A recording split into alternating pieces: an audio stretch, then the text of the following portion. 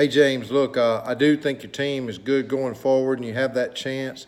I wanted to text you, but there were some issues texting. I don't know why. Facebook's having a little problem, but I just wanted to send you this quick video because it's easier to explain everything. Look, I think you do have a potential quarterback problem going forward with just having Bortles. So what I would do is I would drop M. Brown tonight.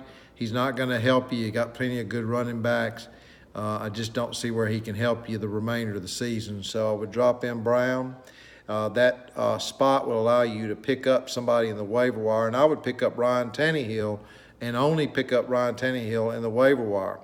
And then get up very early Wednesday morning after the waiver wire's gone through, about 4:45, and go in there and move Ryan Tannehill to your out spot because he's going to have an O by him. He's going to be available in a couple of weeks. But I'd put him in your IR slot. And then I would go out and pick up probably Kessler, Bortles' backup, and have Kessler on your team. Of course, that's probably not necessary, but just safety, because at any time, I suppose they could announce that Bortles is not going to start. At this point with Jacksonville, I'm not sure. So I think that's probably a good move. Barkley's way too risky. He'll play this week and not next week. He's the only guy on the waiver wire available. So I'd get Kessler, okay? Then your roster is full at that point. I think your head coach is perfect. I think Indianapolis is coming along. They got easy games, home games, the last two games of our playoffs. So I think you're set on the head coach. I don't think you need to move him. I think your roster's great otherwise.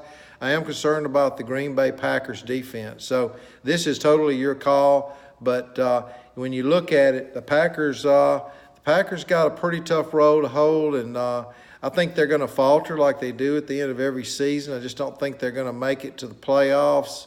I could be wrong, but even if they did have a chance there toward the end, they've got some away games.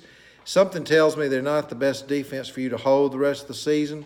I would take a look at the Broncos defense and hope that they're there Wednesday morning. If not, you could just stick with the Packers. But if the Broncos defense is there, I would take a look at maybe getting them. The Broncos have 3 very easy games. They do play Pittsburgh at home at Mile High on the week you play Bulls. But, that's Pittsburgh and Mile High. They get the wind knocked out of them a little bit possibly. Playing an away game, you never know there. That's a little risky, but I would rather you win out in the season except for the Bulls and then go to the playoffs and beat the Bulls. So I am thinking ahead of time. But, man, there's nobody that has 3 easier games at the end of the season than the Broncos defense. And they really have a pretty easy run the rest of the season outside of Pittsburgh that they would play in Mile High. So think about all those things, and good luck, man. I'm pulling for you.